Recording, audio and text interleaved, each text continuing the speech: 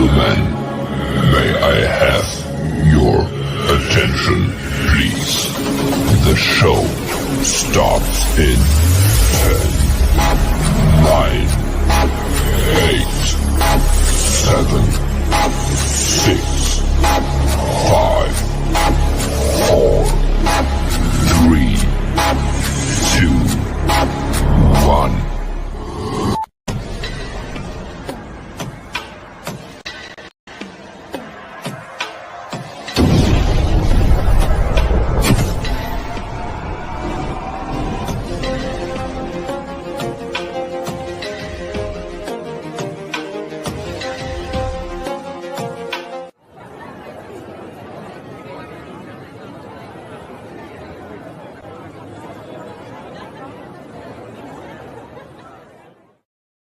Go.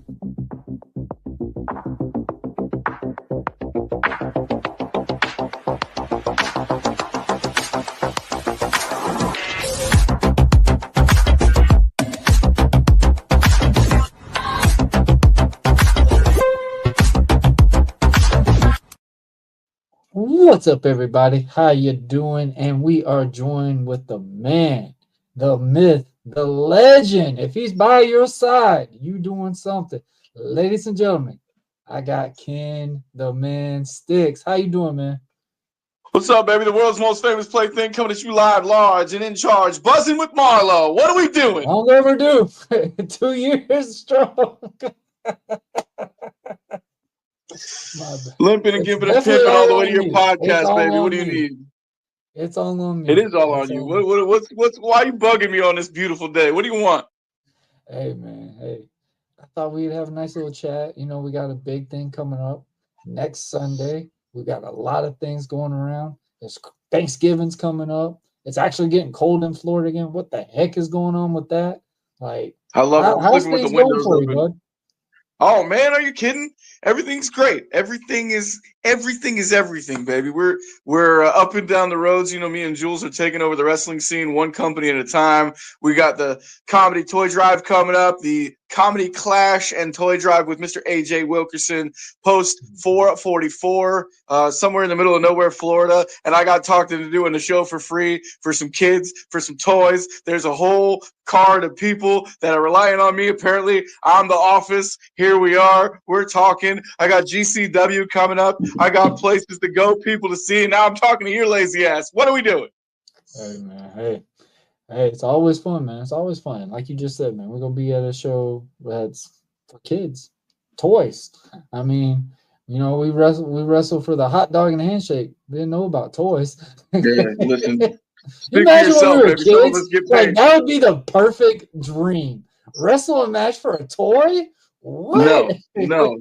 The only toy that matters to me is greenbacks, baby. But we're doing a good thing. We're doing, you know, a good cause. I'm here for charity. Hell, half of my career's been charity. And here we are raising money for a good cause. Ambeds Post 44. Free for everybody. All you got to do is bring a toy. You get to see some wrestling. You get to eat some food. You get to go to a comedy show. It's a whole day of glorious events right there. Is it Wilkerson? Florida? This is Wilkerson? Something like that. Williston. Yeah. Okay, Williston. Yeah, see, this is where I don't even know where I'm at right now. I'm in Jacksonville someplace talking to you. Williston, Florida, Ambets Post 444. You know, somehow, some way, the patriarch of the trailer park, the Duke of the double wide, sensation of single wide, strong style, Jules Bradley, who accidentally shaved his face. He now looks like a child wearing a wig mullet, talked me into doing this charity show to raise money for these kids and, you know, give away toys on Christmas. Where's my toys? Where's my toys at? I like toys. What's your favorite type of toy? Like, what's like? Do you like action figures? Like what? Wrestling, Power Rangers? Well, I'm a grown up now, so I like you know, like cars. I like money. We want I'm a big fan of like jet ski. Yeah, I would love a jet ski for Christmas. I'm a good boy. Where's Santa Claus? Florida? Santa Claus. Hook him up with some jet skis. You know. Let's go. Come on. I'm a pitch man. I can sell anything to anybody. I can sell ice to an Eskimo, baby. A coffin to a dead man. Give me a jet ski. I'll sell the hell out of it. But what do we want to talk about besides this beautiful show? December 1st, Ambets Post 444. All you need is a toy to walk it's in the actually door. a really good card. Like it is a good for card. the You're offer on it, that this so, show you is know, going to be, the card is insane. The card is insane. We've got some really talented people. The main event, of course, is going to be Jules versus the Puerto Rican Hound Dog. Now, this match in itself is worth the price of a toy because these two guys, I don't want to say that the teacher, the student has surpassed the master, but I think we're getting to that point. You know, I think you see Jules everywhere and anywhere, and if you see Jules, you probably see me because we don't usually do things separate anymore, which is great because we have a strong business relationship that has morphed into a strong personal relationship because I don't like friends unless my friends are making money. You know what I'm saying? But we're out here, and the main event, of course, Puerto Rican Hound Dog versus Jules Bradley. You got guys like Oscar Weiss, you got Prince Handsome on the card, you got Vice and Violence on the card. It's a stacked card. Plus, you get a comedy show and a free meal. Can't go wrong, man. Can't go wrong. You got a couple of patriotic superheroes going to be there. You got, like you said, Jules Bradley with Beardless. What happened there? Did he lose a bet? Foxman X. We got. Oh my goodness. Did he go for another sponsor without telling you? Let's not talk about the Rumble in the Jungle, the boys of Chris Kane and Foxman X. We still got beef with them from a couple months back at DCCW. The tag team that never was, never should have been, never could have been, never will have be. Mullet Matt is going to be there. We got Marty is going to be there as well. I told him to bring the dynamite, the fireworks, if you will. I don't know if the Ambets will let us, but I know there's a tank out front, so they'll probably be fine. Don't let him hear it. Don't let him hear it. Listen, I'm gonna find the keys, baby. Bang for sure. And we're gonna go for a ride. We're gonna go for a ride. I'm gonna steal the tank. All right, Stix. So, man, I know it's gonna be rare for anyone to say this to you, but if anyone doesn't know who you are, the floor is yours, my friend. Well, I guess we can start at the beginning. I started in 2019 at Go Wrestle in Daytona Beach, Florida. Luckily, a guy named Kyle Blizzard took a chance on me. This crazy kid with cerebral palsy who wanted to be a wrestler and thought he was brave enough to be a manager and a commentator. And then I literally started ringing the bell. And he said, "Hey, can you ring a bell?" I said, "Hell yeah, I can ring a bell."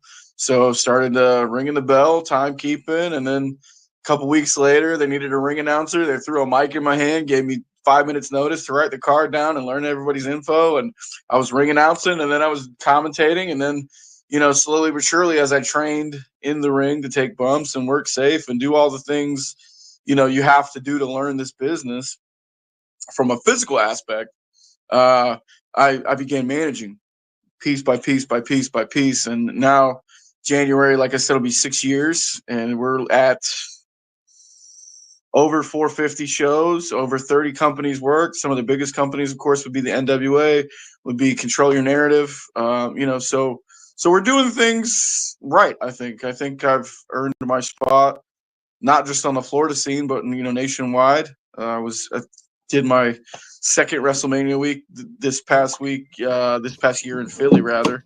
We had bookings in Philly for WrestleMania weekend, so that was cool. And just trying to do big things. How far from the venue was from the WrestleMania venue? Probably about 20 minutes. Wow. It was actually in Jersey, so it wasn't technically in Philly. Yeah, it was cool. We had a good crowd, good show, and just got back from Georgia, going to Minneapolis next year, and we're shooting for international next year. So we're gonna freshen up the passport and travel as much as we can, and actually just quit my real job to do this full time. So I don't know what that means, but sometimes that's when you're settling down in a way too, though. That was your fun job. Well, it was, but it wasn't. There's a lot of drama. There's a lot of trauma, drama, and mess that goes with being a strip club DJ. And as fun as it was, and as interesting as it was at times, it was also mentally draining and frustrating. And it's a lot of, how do I put this nicely? It's a very messy place to be sometimes.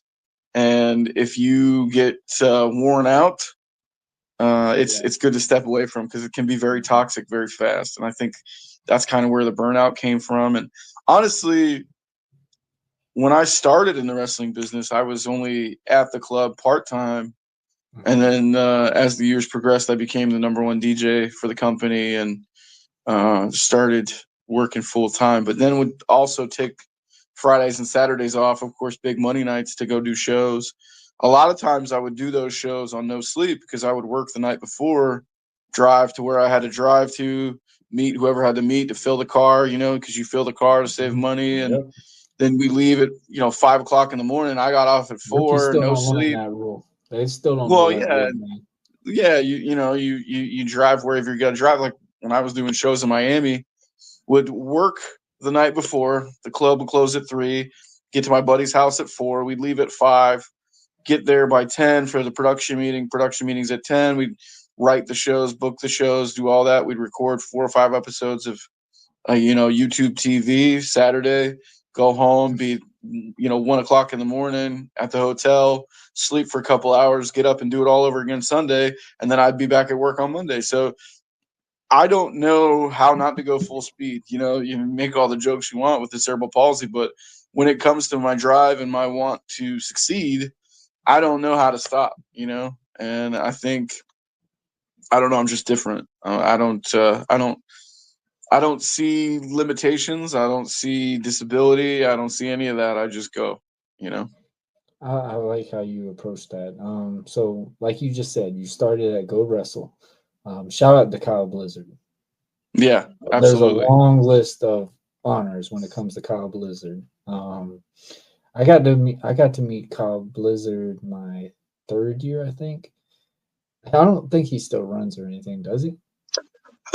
Sporadically. It used to be every week. We ran every I remember Friday. Kyle used to run all the time. Yeah. Every week we run. And when I started, the company actually started in the Volusia Mall in a tiny storefront. Yes, that's right. It was the year I started, though. We were in a medical warehouse in South Daytona, in like the skeeziest part of town, next to a freaking bodega. So you'd run the show, and I remember this is crazy. I remember one time we would do the show, we would watch the show, and then I would go do commentary after we watched the show. So now I've seen the show for the 3rd time. I'm calling it. We get done. It's like 2 o'clock in the morning. Of course, we have a little after party, little drinks with the boys, sitting around, hanging out, putting ourselves over, all that fun stuff. I go to leave the building. I get in my car. As soon as I get in my car, a guy pulls up full speed in a truck, gets out, full flak jacket, full, military regalia. What the hell are you doing on this side of town? We just did a wrestling show. I was recording. I'm leaving. Somebody just got shot over here. Get the hell out.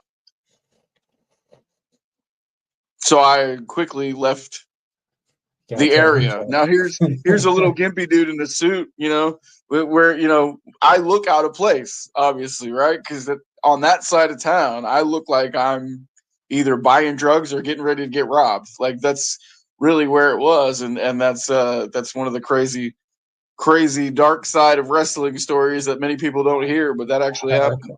I love how you say that, because I always, if I have a worker or anyone that's in the wrestling business, I always say, what was your first indie experience? Like I say all the time, my first encounter with indie wrestling, obviously I got to wrestle in a high school gymnasium, which was fun. Then we started traveling a little bit, and there was one particular town in Georgia, and I'm excited. I'm watching WrestleMania. I'm like, man, this is about to be fun, because we heard there's going to be a name on the card, and man, we're all excited. We arrived to a barn, and it was a very hot barn, and a lot of stuff wasn't shovel type barn. So you had to watch your footing. And this is kind of difficult to be when you're in a venue like that. So here's the funny thing, and like I love all the things that come with wrestling, the dark, the good, the ugly parts of it. I think when you get in this and you learn what wrestling really is, right? Because a lot of people think, oh, it's just like it is on TV. It's glitz and glam. It's easy. It's nice. Everything's catered. Da, da, da, da. Listen, man, I've done shows in the middle of a field. I've done shows in the back of a parking lot. I've done shows in a barn. So I'll tell you a funny story. I saw someone take a hip toss on the horse. Yeah, yeah, buddy. Yeehaw, baby. Yeehaw. Yeah, I think I want to say we were in Ocala, and we get to the building. And it's the middle of summer, and it's like 110 freaking degrees. Oh, man. This building has no AC. They have, I mean, the ring is set up nice. It's got a lot of chairs. It looks good. It looks like a nice venue, right? No, can't breathe. It's so freaking humid. You can't freaking breathe. You know what the ring bell was? What? It was a tire rim. It was the rim of a tire. And I hit that bitch with a freaking wrench. And that's what it was for that show. So I think a lot of people have misnomers and misgivings about fun. what. It makes it Oh really yeah, absolutely. interesting. And that's something man. it's like I compare it like a gym workout. You can go in there and be repping, you can do the max, all that, but you're never gonna be like, oh wow, I can easily predict what's the next thing. Like you go in there, you might get a little bit more upgrade. Now sometimes you can get that upgrade. Like you said, we can get on those big money shows and we're living that life. And then there's some of those shows you just based off of the location, like, oh yeah, I'm gonna go such and such. And then you get some encounters like you just said. We go to barns and very hot venues and stuff. I've had my fair share with that. And with a mask, is hard. I think a lot of times you have this. I know this happens to all of us, right? We have this image of what we're going to see and what it's going to be when we get to the building. But I can almost guarantee you, I want to say 99.99% of the time, when I get to the building, it's not what I expected. And I think, like you said, that's what makes it not fun, but it keeps you on your toes. There's a lot of adventure that comes with wrestling. I think that's kind of what we are. We're gypsies, right? We're carny boys. We're gypsies. It's all about the kizze fizze, and I think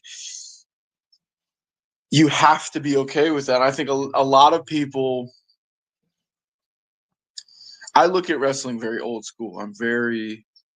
And that comes from Kyle, but it also comes from my love and respect for what this is, right? I don't look at myself as a guy who plays a manager, who plays a commentator, who plays a wrestler, right? In my heart, I'm a wrestler. I'll never jump off the top rope. I'll never throw a drop kick, but I'm a wrestler, right? And I think I look at the business as a business as much as I love it. Right. I was telling somebody the other day, they were talking about how much they love the business and how much they want to do and how passionate they are and the ideas they have and all this stuff. And I said, look, you can be as passionate as you want to be, but if you don't know how to make money, you're never going to do this for real. And I think a lot of people enjoy the hobby of wrestling, right? Mm-hmm. But in my head and in my heart and in my soul, I've known since I saw wrestling the first time, I wanted to be in the professional business of wrestling. And I say it like that on purpose because this is a business, right? And I learned that from John Davis, that dude. Listen, we are in the professional business of wrestling. Wrestling is the least important part of what we do. It's the most entertaining part. It's the shiniest part, but it's the least important part. This stuff here, what we're doing right now, this podcast to promote this show and the shows coming up, this is the work of wrestling. And I think a lot of guys and girls look at this as, oh, I just want to be a superhero on the weekends. That's cool. That's not my mindset. That's not where I am as far as how I feel about this sport. And I do think it is a sport. So I like how you talk about that, and you've mentioned many times that you have many hats. You've been a commentator, you've been a promoter, you've been a manager and stuff like that. So what are some of these things that has helped you progress to do those options? Like, what are some of the people that influence you, inspire you, stuff like that? So I started. God, I'll tell you the story. I've told it a couple different I think times. you've riffed one too, haven't you? You've riffed a couple of shows before, right? Yeah,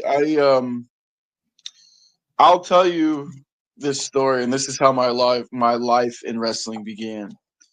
I remember seeing wrestling on TV when I was like 10 years old, right? And always thinking, oh, it's cool, right? But I think I had just moved back to Florida from Texas, and I was the new kid in school.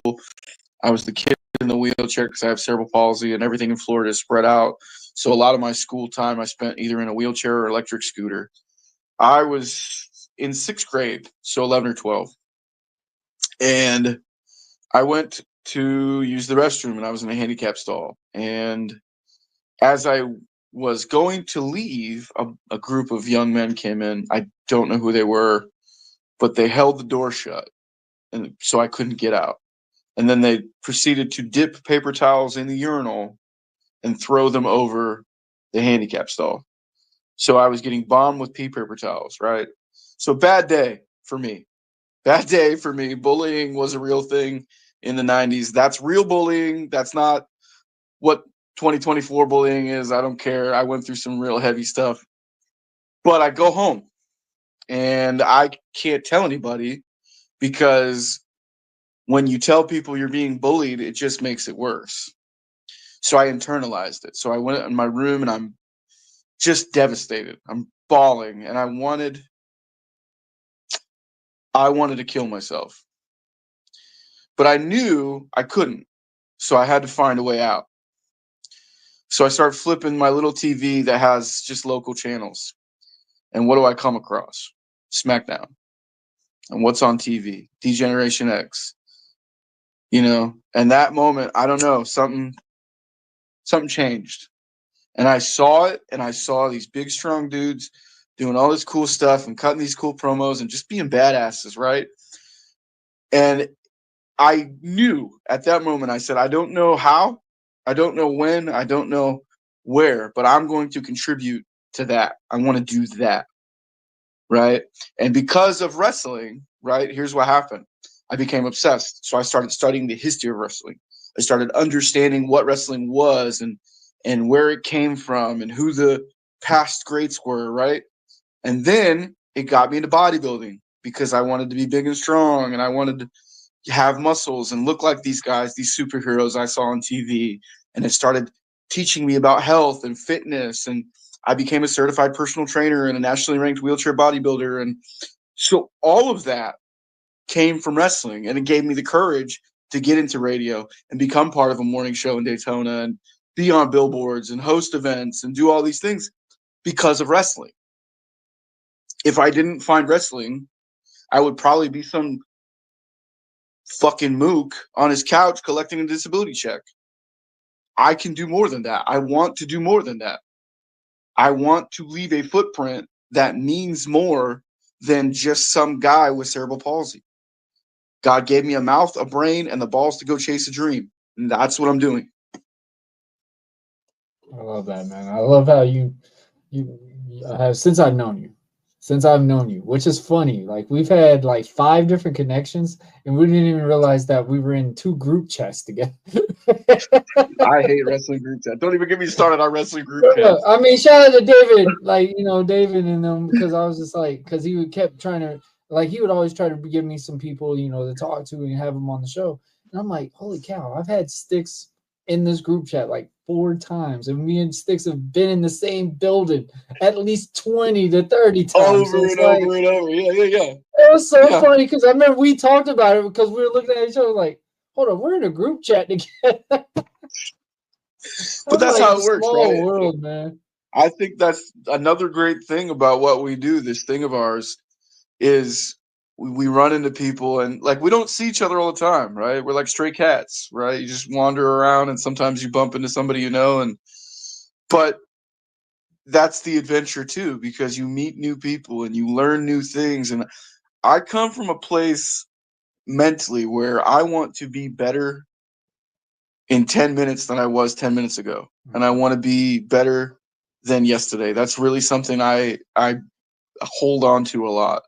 Be better than yesterday. And sometimes I get lazy and sometimes I get down and sometimes I slow down, but that's still there. That dog is still there. That need to be better for myself, for my girl, for my kid, for my mom, to make my dad proud. My dad was an entertainer. He was a small-time TV actor, and he did community plays and things like that. And, unfortunately, he lost his battle with cancer, 9 years ago. But I'm an entertainer partly because of him, because he encouraged me to break out of my shell and not just be the kid with the crutches and not just be the little gimpy kid, to find my voice, so to speak. And God gave me a tough one, and I'm loud and I'm obnoxious and sometimes I'm overbearing, and it is what it is.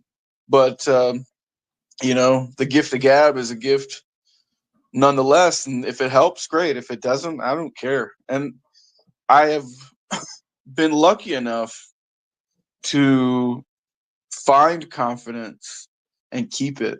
And some people call it ego, some people call it arrogance. I don't care what you call it. I earned it, because every step I take sometimes is really, really, really, really hard. So if you don't like what I have to say, don't listen. I could give two shits. I've had Hall of Famers tell me I don't deserve to be in the business and I should be on the other side of the guardrail, and I need to just mind my own business, because nobody will ever want to work with a disabled guy, and gimpy guys don't sell tickets. And I'm not going to say his name, but he knows who he is, because I called at school. He laughed in my face and hung up on me. And here I am, 6 years in the game, worked with some of the biggest names in the world, have NWA world champions phone numbers in my phone because they respect me that much. Guys, are very popular Jules Bradley, the patriarch of the trailer park, the Duke of the double wide, the sensation of single wide strong style, the Florida follicle fountain, the money mullet, you name it. It is what it is. That's my boy. Trying to get him bigger places. I'm trying to get him everywhere I can go. And here's what happened with Jules. And it's a crazy story. I was at DCCW to really just run my mouth to Dylan, because I know Dylan Wheeler's a piece of trash and I don't like him, and he needs to know it. And he's been running his mouth about me for years. And it was finally time. I will say that. I think he's almost, well, you got Brutal, and then you got Wheeler, and then you got Nino all the way at the bottom. Here's the thing, right? Here's the thing. Nino and Brutal were my clients first. Yeah. I worked with him before he did.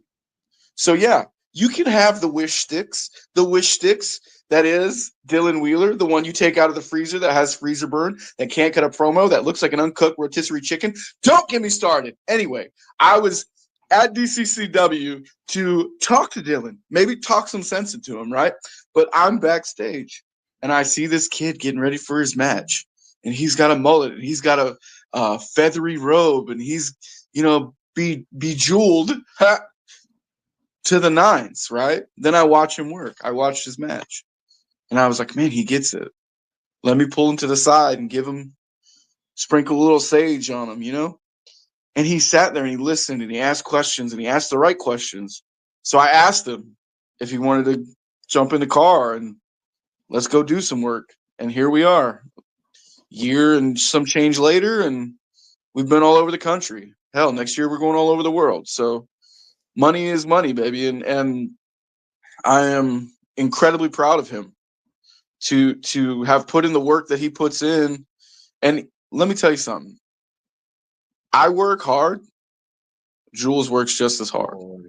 You know what I'm saying? And that's the thing, is like, I think, you get around people who teach you how to do this, right? Guys like August Artois, myself, Jules Bradley, Austin Aries, you name it, EC3, guys that I've been in the room with, who I've gotten to pick their brains and take nuggets of knowledge and keep for myself, and then give to guys like Jules who need it, who want it. Jules doesn't need my help. He doesn't need a mouthpiece. But this combination, this sugar and spice is damn sure nice, and we be making money all over the world. You know what I'm saying? He just needed a little guidance, and I'll say that. He needs to grow his damn beard back. Yeah. Yeah. God, We're that not was a even going to mistake. show a picture of it. We're not even going to show a picture of it. That's how bad. Put it away. Put it away. I heard it's slowly growing. I saw him brushing it earlier, so I don't know. Maybe No, he's rubbing vitamin B6 on it and eating protein like it's going out of style, so it'll grow faster. I love it. But like you just said, man. So obviously you have managed a good amount of superstars, and we've been connected for a while. I mean, obviously when I got hurt and I was out, I was off the scene, so nobody's seeing anything curing on me. So when I came back and seeing the dynamic, and man, when I tell you this, I went into that training school. Shout out to Steve and them at the Building Blocks. You can tell Building Blocks Academy, baby. Yeah, that's the place to be. That is Steve and Vanessa. a wonderful place. I mean, and they don't judge you or anything. Like if you feel like you really want to try this, and I don't drag this out anymore. And I said, if you really are serious about it, contact them, see if you can get involved. It's one of the best schools you can get into because it really helps you, guidance you to get into this crazy world of pro wrestling. I remember when I saw Jules, and I knew there were some things that he just needed to slow down on, and the dude was fearless. I remember Jules was doing moonsaults the first day I saw him, and I'm just sitting there, I'm like, dude, slow it down. Make it make sense. Like if it was up to Jules would have done a moonsault the whole match if he could have, because he said he could just constantly do it. And I'm just like, dude, slow down. Yeah, he's just being a show off. Right. And I remember when he first started his matches, he wanted to miss it every time. I'm like, Jules, when it's right, when the time's right, tell the story, do these little things. And like just seeing how passionate that guy was. And I can't even call him a kid. He's older than me, which is funnier. Like he's older than me, but just seeing the dynamic of what he does, it's just unheard of. And I literally hope everything the best for him. Well, I think, and we were at NWA tapings, I guess about a month ago now. And we're in a meeting. We're standing in the meeting, and he gets a little tap on his shoulder. Hey, brother, you got a match. And there are few moments in my life where I felt as proud for another human being as I did right there. Right, we had this whole thing worked out where we were going to do this. My stuff got cut, right, which is fine. Happens. Card subject to change. It is what it is. But to see him go out in front of a crowd, a packed house, the PBS studios in Tampa, and put on a show like he knows how to do, it's great. And to know that I had a small part in that, you know, that's big. And I know if he continues to work as hard as he works, onward and upward, there's no limit to where he can go. And the only person who puts limits on him is him. Yeah. You know, and I think that happens to all of us as performers. There's a weird mixture of I'm invincible, but also you gotta be humbled. You gotta be am humbled. I good that enough? Humble moment. You have to have it's not even really humble. Humble's not the right word. It's more this fear of failure, right? Because we all want to be great. I mean, if you're not in this business, want to be heard.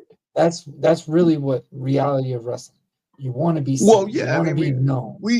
We do this because we need that adulation. We need that adrenaline rush that comes with performing in front of a live crowd. That's narcissism. That's feed my ego. That's tell me I'm awesome. All that stuff, right? But when you break down a great performer as opposed to an average one, right? It's the little things. It's the nuances. It's the way you move. It's the way you walk to the ring. It's the way you look at an audience member. It's what you wear. It's how you say what you say. It's the investment in yourself Yep. right? I see it hundreds. I have called close to 1,000 matches on commentary, right? How many of those have been really shitty matches? A lot of them. But it's not my job to tell you it's a shitty match. My job is to cover up the shit. That's my job. But those are the people I don't take seriously, right? You don't have to want to make it to the Fed to be a success in this business. And when I say the Fed, to those who don't know, I mean WWE. WWE doesn't have to be the end-all, be-all of what we do, right? You can have a wonderful career off WWE television, right? Now, I'm a little different. I think I'm qualified to play for the Super Bowl. I'm that good in my head, right? My brain works different. I'm a whole different human being, right?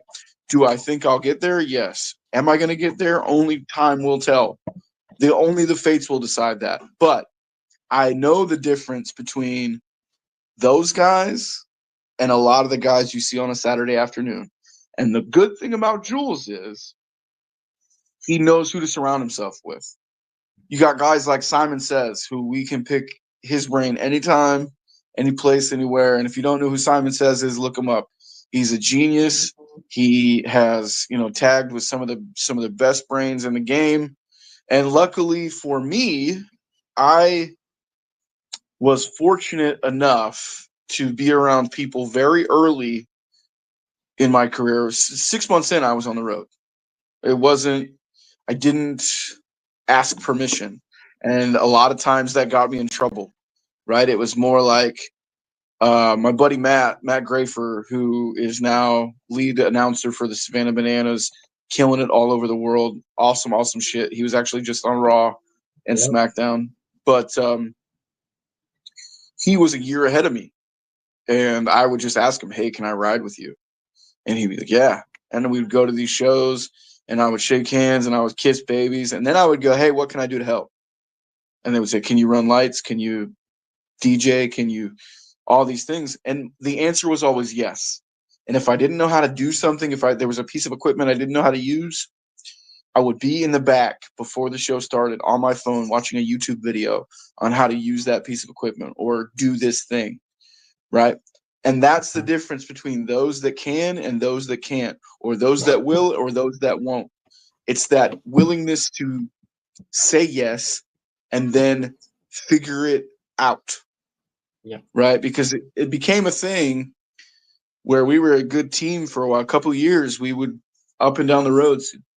We were known as the production team because he always had speakers in his car. He always had an extra mic. He always had extra batteries. I had recording equipment.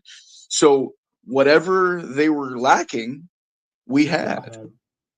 Right? So it was, we became the Swiss Army knives of wherever we were, which got us booked everywhere. Because one of the things about wrestling, and this is, if you're young in the game, please understand, wrestling is just a small town spread out all over the world. And what I mean is, everybody knows everybody. And if you're a piece of shit and you suck at this, people will know. And if you're quality and you're reliable and you're good at this and you're willing to learn and you're coachable and you're cordial and you're respectful, people will know that too. So yeah, am I an angry cuss? Am I a good heel? Am I, sometimes an asshole? Absolutely. But I know for a fact, no matter where I go, no matter where you put me, when the show is over, I will have done my part to make that the best show I possibly can. So that the next time those people come to a show, they buy a ticket, not necessarily because of me, but maybe I had a part in it. Mm-hmm. And that should be the goal for every performer on every card. And if it's not, you're doing it wrong. I like how you use that concept because I tell people all the time, wrestling is a tough thing to get in because, like you just said, it's a very small bubble. You got to expand out. You got to make the wheels. The wheels is based off of your feet and see how far you can go. The one thing I got to say about Jules is not only does Jules find the right people to surround himself by, he doesn't forget where he came from. And Jules literally, he will bring you up with him. Like like you just said, one of the best achievements that has came out, Jules getting to perform in NWA. Major congratulations to him. I tell this kid all the time, like, I'm so damn proud of this guy because I know what the work he's done in the very short time that he's done. He just made himself. We can't be wrong with this. The reason why he's been traveling and stuff like that is got him more stronger outlook in his main promotions and stuff now, because they're looking at him going, oh my gosh, this dude is a draw. He is legitimate draw. Let's talk about it. December, DCCW, December 14th. Who's he facing? He's facing Jake Logan. Champ. And there's a reason for it. A year ago, it's not because of me, although I'm not saying that to be mean to Jules either. A year ago, you would not have seen that. Oh, absolutely. Jules has grown exceptionally, and stuff 100%. That you and him do. And I will say this: it was hard to get to the gel at first because I know how your style is and what Jules' style. It didn't click at first, and I could tell it was slowly building, and it took y'all. It, like you said, man, it took y'all a little bit. Y'all had to push the car around, get some connections, and get that chemistry build. But y'all are there now. And I think that comes with any relationship though, right? Like, we clicked right away because I knew his mind just by talking to him. I was like, oh, this kid gets it, right? He's like a magnet. But it was figuring out those little idiosyncrasies that make Jules, and him understanding what makes Stix, and making that team gel perfectly so that the Jello cup that is Stix and Jules, it's delicious. You know what I mean? You can take it anywhere. We can be heels, we can be faces. I'm a far better heel than I am a baby face. Although you would think a guy with cerebral palsy, when he walks out, you want to cheer for him. Baby face, right? You think instant baby. Nope, not you. Me. And that's the best part. That's the switch on him. They think, oh, we should feel bad for him. Da, da, da, da, da. And then I go out there and do what I do, and they go, what a piece of trash. And then, if he's working a baby face, we're in a position where I can be the bad guy and he still gets to be the good guy. So at the end of the day, he still gets to sell merch, and I'm in the back not giving a damn, smoking a cigar, drinking a beer. You know what I mean? It's one of those things. You got your pay. That's all you need. Yeah, my envelope is full. I don't care. But with him facing Jake Logan, there's a reason for that. There's a reason that DCCW has put that faith on him. There's a reason, and it's not just because he's in the car with me. I'd like to think that I'm a part of it for sure, because I'd like to think that some of the nuggets of knowledge that I've bestowed upon him have led him to this point. But he really, really earned it. He really earned it. And I think when you go from a place like DCCW, where DCCW is your home spot, right? And DCCW has become my home spot. And honestly, I'll tell you this straight out the gate. When I was 6 months in, the first company to give me a shot outside of Go Wrestle, it was DCCW. It was Steve and Vanessa. I was nobody. I was nothing. I was some crazy guy who thought I could do a thing, and they were like, yeah, come do it, come work, come, and I have never forgotten that. And I think one of the things that I love about the promotions that we work a lot, DCCW, GCW, Jules is doing his thing in this tournament for Proving Ground down south, and I think all that's great. And the things we do with AMP and Marrow and all the places we go. We were just at Georgia Old School Championship Wrestling. I think that was a great show for us. I think the things that we do backstage for the NWA does nothing but build stock in who we are as performers and who we are as people. You learn a lot when you're on the road. Shit happens when you're on the road. There are so many unpredictable things that happen when you're on the road. You just have to learn how to, as we say in the business, call it on the fly. It gets you understanding. It gets you wiser in life, in my opinion. Oh, absolutely. You get more of a horizon in the visual. your eyes are open more than it's ever been before, because you've seen what goes around. You have to be aware of your surroundings. Like you just said, you sometimes do have to have select bookings. Like you have to select around and, you know, not accept every single one. And I had to learn that at a very young age. And I feel like if I would have done that at that time that I did it, maybe I would have had a longer span at that run when it comes to that. But I think you have to go through that, though. I think you do, that's and one of those something, things. and that's something I always tell people. I don't regret it, but I just wish I would have done something a little bit more benefit. Like, you know, be more exceptional. Like, hey man, I was just in the ring with such and such. I was on this show with such and such. Like, be more appreciative instead of me just going, okay, show, book. Let me get to all these things. Like I was just constantly going. There's a lot of that too. You have to be able to take a minute and enjoy what's in front of you. I think one of the things that I have learned, and this is going to sound, it's going to sound a little hippy dippy, and I get a little heat for being sometimes too positive, but the only thing we have is the second that's in front of us, because the future is not real and the past is dead. So the only thing we have is the moment we're living, right? So like when you're in a situation where you're making a movie, like I made 2 movies this past year. I made a documentary with August, and I made a horror film / TV show with Austin Aries and some of the guys from Control Your Narrative. Like when you're in the room with guys like Austin Aries, like EC3, like Billy Corgan, right? When you get to have those moments and learn from guys like Aaron Stevens and, you know, Trevor Murdoch, you have to take that in. You have to take a second go. You know, when I was an 11-year-old kid feeling sorry for myself, did I want this more than anything in the world? But when those moments become reality, you have to take a second and enjoy the fact that you're in the room, because a lot of times there's millions of people who will never make it to those rooms. Yeah. And you're standing in those rooms.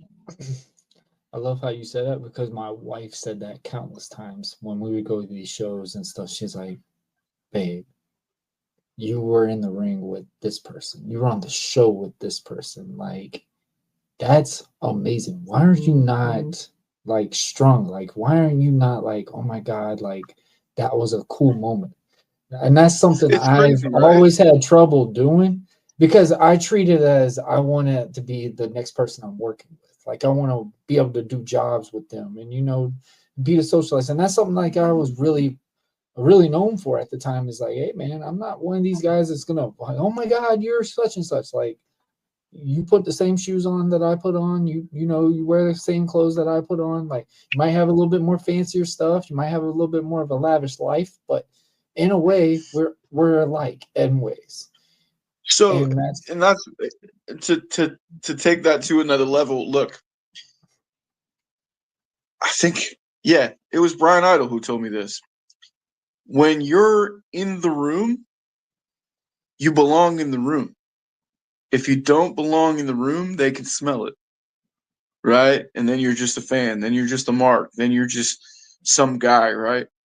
But when you walk in the room and you shake hands and you say, hey, my name is Stix, and I'm a manager and a commentator, and if you need anything, I'm here, like, that carries weight. And if you don't act that way, you don't belong in that room. And I think, yeah, it's cool to take those moments in, but there's a right way to do it. And a lot of the time I see a lot of young guys get starstruck by being in the room with these guys, right? And then, but you see the look on their face. You see the look on the star's face, whoever the star is, like, oh, you're just a fan. Yeah. Right? I'm not just a fan. That was my biggest scare. I remember when I first right. had that. I'm a professional at this. Yeah. I am a professional at what I do. If I'm on a show with you, we're on the same level. Mm-hmm. Right? And that's how I behave, no matter who I'm standing next to, no matter who I'm talking to, because you're right. They are just people. We are all people trying to get by, trying to survive, trying to find that next meal, that next paycheck, whatever, make that next booking. But if you don't act that way, you're never going to get past that threshold. You're never going to reach the next level because they see it. They see through it, right? And it's cool when the show's over. That's different. When it's over and you, hey man, great work, man. I love watching you work. Da, da, da, da, da. Like, thank you. And it's cool to take those moments. But when the show's over, there's a time and a place for it, right? It's not when you're in catering and they're talking a match and they're. I've seen this happen. Guys are working on a match for TV, and a young boy will walk over and, hey, I just want to shake your hand, blah, blah, blah. And they shake the hand, but there's no recognition of who that person was because they're busy, because they're working, right? But when the show's over and they're packing their bag and you walk over and go, hey, man, great shit out there. You know, I'd love to pick your brain sometime. And here's my name and here's what I do. And, hey, how can I reach out to you? 100 times out of 100 times, that's work for me. Hey, brother, hit me up on Instagram. Send me your stuff. I'll send you red notes. Like, you know, working with guys like Jason Ayers, who's a ref for WWE.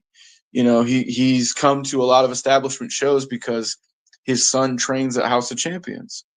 So when he's there, I always take time to shake his hand, but not when he's breaking down a match or giving somebody notes, or because that's the wrong time to do it. So know your place, right? And know what's appropriate as far as timing goes. And I think you want to know something that's funny? Isn't that what wrestling is? Know your timing. Yeah, that's what wrestling is. Know your work, know your timing, we know your solved spot. it. We solved it in 2 different variations. That's it. I think we just blew a lot of minds, didn't we? I think we just blew a lot of minds off of that. I don't know. Put the belt on me, baby. Put the belt on me. Yeah, man. Cash in. No, I think, yeah, I'm cashing in. You know, Jules, throw Jules out. I'm in the main event. It's me and Jake. Fight me. Jules ain't getting it until that beard's grown back. Yeah, right. Till you get Santa your facial Claus hair is back. bringing you just for men, right off the rip, Out here Jules. looking like a junior high reject. Grow your damn beard back, son. Oh man. We put him up, and then he's in the bathroom right now. He's in the bathroom right now with the roller, trying to get it to grow. I just wanted to grow. I love it. Oh God, we had him up so high, and then it's just like, yeah, we're back to that level again. It's fine. It's fine. I know where he lives. It's fine. I've seen his trailer. I give his dogs treats. It's fine. Fine. I love it, man. But I got him a raise. He doesn't care. I got him a raise.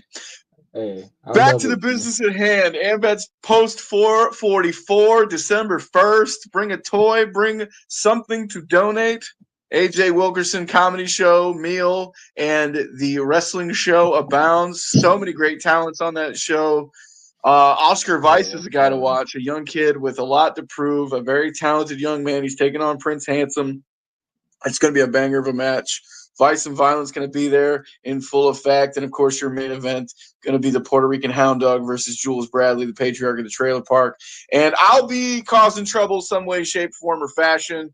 And, of course, the comedy show by Mr. AJ Wilkerson. We're so honored and privileged to be a part of this charity event, honestly, and all the jokes I make about doing shit for free. This is honestly one of the best reasons to do it, to give kids a Christmas, because as a foster kid, as a kid who was adopted, I know a lot of kids out there don't get Christmases. So if we can do anything to make their lives better and easier, I'm happy to do it. 2:30 bell time. Get there early. It's going to be fun, and it's going to be food, comedy, and wrestling. And I don't know a better way to spend a Sunday than all those 3 things. Yeah, I agree with you, man. I will say this simply. We don't do shows like this often. I don't. I definitely don't. And I hate it. Free means nothing to me unless it's for me. I wear a mask and stuff like that, but my main thing is these kids. And the way the world has been, the way everything has been around the way, kids need to have that happiness. And Christmas has always been something that I look forward to my kids look forward to, for me to be a father, for you to be a father as well, to give a kid a gift that would not be able to get the gift that they get to receive is literally one of the best feelings that you could ever do. Honestly, and for me, this dad stuff is new, right? I've only been a dad for about a year now, and he has autism, and he's a genius, man. And honestly, he's become a rabid wrestling fan, which I think is great, and it's all because of DCCW. But to be a part of a Christmas for a kid, but also to see kids who are castaways, right? Because the kids who are going to be getting these presents are the forgotten sons and daughters of the world, right? As sad as that sounds, those are facts. As one that was, to steal a phrase from Family Guy, a prom night dumpster baby, it's a real thing, and to be a part of this, and to see this thing that was literally an idea like 3 months ago come to fruition so quickly. I'm just thrilled to be a part of it. But to everybody, come out, bring an unwrapped toy, bring a gift, and enjoy the day. Bell time's 2:30. Doors are going to be before that. I'm not exactly sure on the door time. Whenever I open the damn doors is when doors is going to be. But come on out and enjoy the show, the Comedy Clash and comedy show. What's that? I said I'll have my gear on. I'll have my gear on by then. Damn right. Damn right you will. Damn right you will. I got a little treat for everyone. I'm bringing out some new stuff. So we're good. Oh, look at you. You got new gear for Christmas, you son of a bitch. All right. Hey, man, make sure you like and follow and subscribe me on all social media platforms. Stixman92, the place to be and be seen with yours truly. Warren, man, it's been a pleasure, dude. I'm gonna jump off here. It's getting dark and I'm hungry. So I love you, buddy, and we'll see you December 1st. All right, man. Love you too. All right, guys, like he said, make sure you come out. Williston, Florida. Anvit's Post 444. It is going to be a fun event. Stix, man, I can't wait to see you December 1st. It's long overdue. We need to get some fun in, but man, thank you for doing this, and you are more than welcome. I know I say it all the time. I know I say this in the back every show we're on. You're more than welcome to come back. You're a liar. I will schedule you first thing. I got you. Warren is a liar. I've been trying to go to this show for 2 damn years. He is a liar. Don't let the white hat fool you. I got back into wrestling. Everybody wouldn't leave me alone about getting back in. They're like, hey, you're healthy enough. Get back in. Now I'm just busy. I'm sorry. Shut up. Follow me on social media, Stixman92. I'll catch you kids on the flip. All right. This is Buzzing With Marlowe, and we will see you next week. Later.